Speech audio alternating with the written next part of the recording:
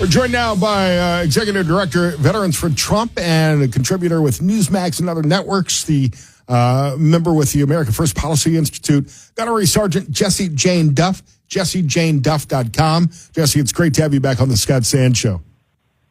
Well, I'm excited to be here, but the only website that people need to look at right now is DonaldJTrump.com. Mine's irrelevant right now. I'm as Executive Director of Veterans for Trump. My job is to make sure that the veterans get out there and vote. We have every reason, along with all Americans, but ours is very personal with the fabrication of Tim Walz's military career, I think, which is a slap in the face to every veteran, whether they served 4 years or 20 or 30, discrediting the military that way. It was just terrific. But I digress. We got the DNC. We're going to get to see Walz. We're going to get to see the only Walz that Kamala Harris has supported is Tim Walz. So let's look at the Walz she does support. You just kind of got wound up and went there as you talk about the only website that matters. The other one today, I don't know if you've had a chance to check this out, Kamala2024policies.com, which is actually produced by the Trump campaign and lays out since Kamala Harris won't actually talk about her policies, the Trump campaign putting it out for her. They have decided to lay out what her policies actually are at Kamala2024policies.com. She's afraid to talk about what they are, so somebody had to show everybody what they're about. You can't say we're not genius. We actually have the exceptional comms team that got ahead of this. Like, fine, if she doesn't want to put her policies out, we'll put her policies out. And here it is. Do you want record rate inflation? Do you want your mortgage to stay at a loan for a home to stay over 7%? Do you want more illegals? We have 10 million plus right now. Would you like more? Would you like your tax dollars to be funding more wars? Would you like to ensure that billions of dollars go to Iran? Hey, and one more thing. We got 300 Americans dying a day from fentanyl drug overdoses from the cartels that are coming over. Oh, and by the way, just under 300,000 children were found to have been misplaced by our own DHS. There is no record of where they went yet. By the way, they criticized Donald Trump for their administration losing track of under 500. So, yeah, if you want more of that, those are her policies there. Higher taxes, higher inflation, fewer jobs, no borders, the Green New Deal, murderers and criminals going free, no more private health insurance, Social Security, Medicare, and other freebies to illegal immigrants. I mean, the list goes on and on. It's ridiculous. I mean, Tim Walz is so liberal. California was like, hey, we're the most liberal state, come here. And then Tim Walz says, hold my beer. He has really gotten... He's literally signed a bill that allows abortion all the way up to the moment of birth. Like who does this?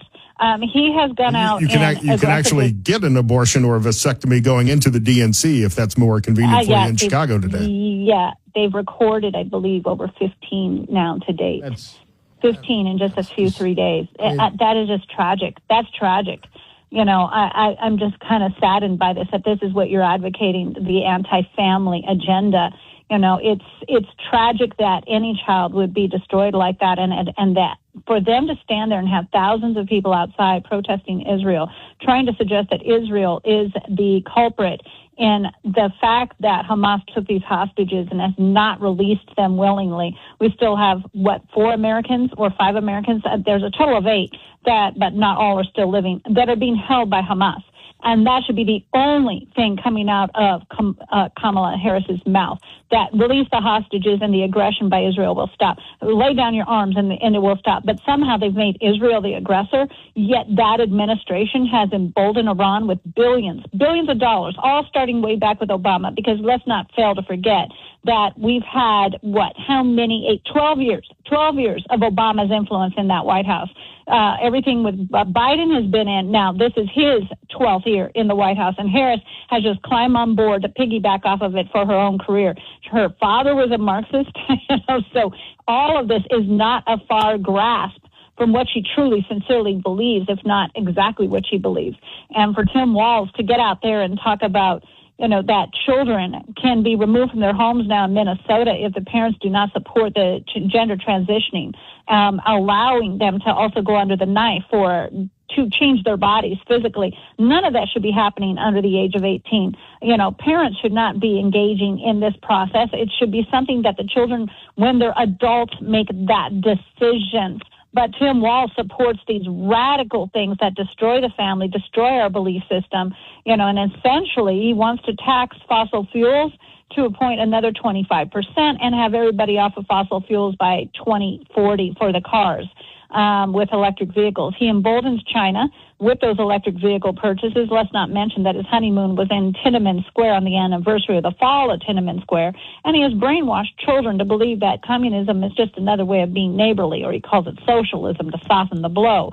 But yet he doesn't talk about the people that, like the Uyghurs that are in the gulags, or the people that have had their property seized by the government, or people who cannot have freedom of speech, or the lockdowns that they went through for COVID that were far more severe than many of us even here in the United States had. These two are knuckleheads. I cannot understand how radical I'm just wondering if they're floating it to see how far they can go for 2028. How much interest can they get in this? How much more work do they need to progress? Because it's not an attainable structure that they are promising. It is essentially communism at its full level. Government suppressing free speech, which Tim Walz is on the record as claiming. Not only that, Tim Walz likes to walk around saying he's a command sergeant major for the last 19 years on his website, when in fact he was reduced in rank by the National Guard, and it's on the record he was reduced in rank. You've just been on a roll, Jesse, because that's what I was about to interrupt you to ask you about.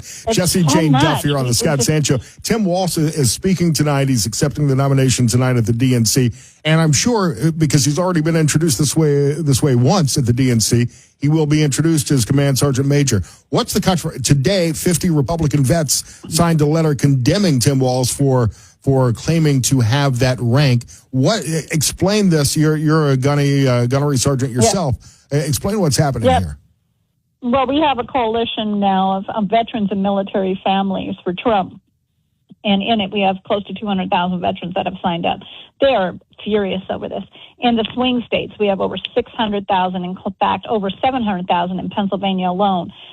In the swing states, all 7 swing states have over 600,000. The highest concentration of vets are in Pennsylvania. Guess what? She didn't pick Shapiro. She picked Walz, which is a slap in the face to those veterans. Those veterans are going to take this over the line. Here's what I expect from Tim Walz tonight. He may, because that letter hit right on time. It is in the media. It's in the press. It's there. You lied about your rank. The National Guard made a public statement that you lied about your rank. We know from the sergeant major who had to replace you before you went to Iraq that you never completed the command sergeant major school. The evidence is there. This is not talking points. These are not right-wing conspiracies. It's factual.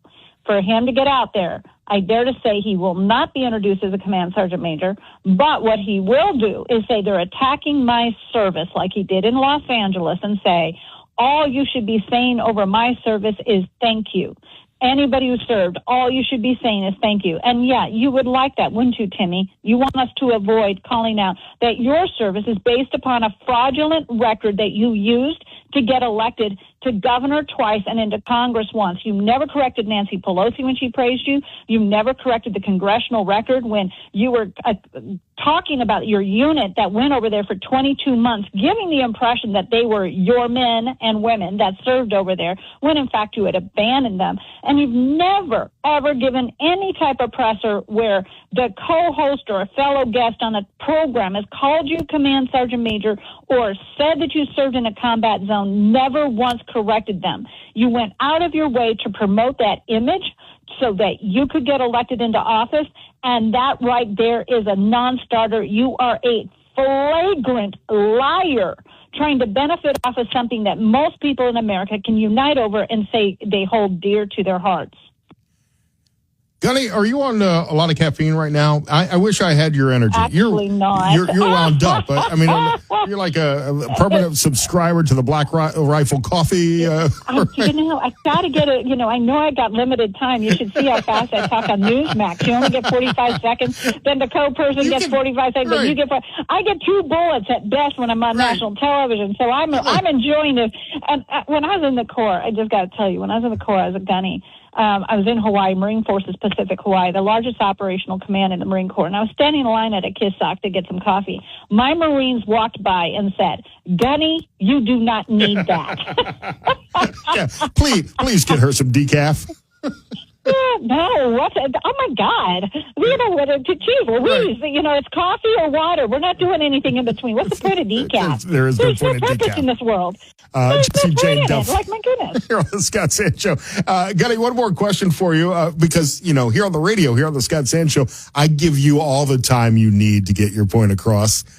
There's a story circulating right now that Friday, RFK Jr., Bobby Kennedy, may step out of the presidential race and endorse Donald Trump at a joint rally in Arizona. Are you hearing anything about this on your side? Yeah, geez, Louise, I'll tell you what, the rumor is as fresh with me as it is you.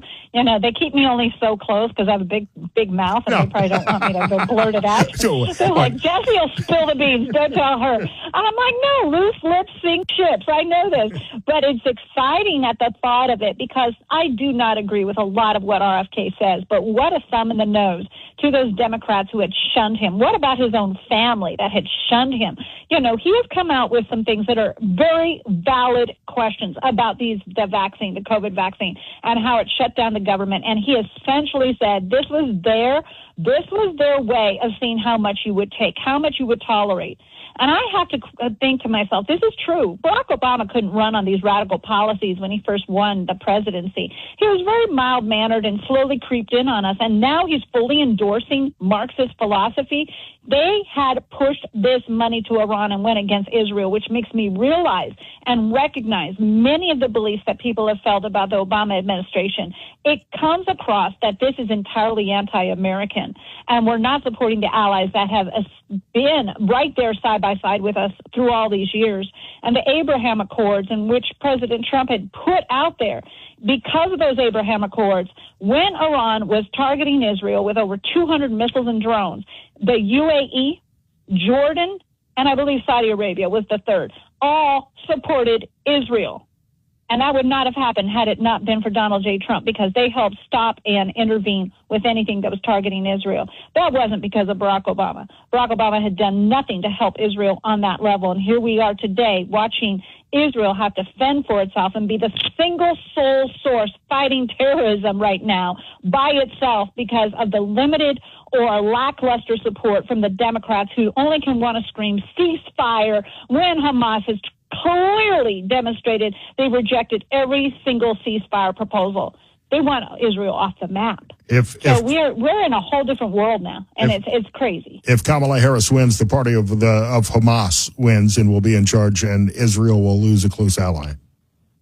Absolutely, and they will go on and defend themselves, and they will build up that. They will not go down without an absolute fight, as we've always seen. Israel always wins.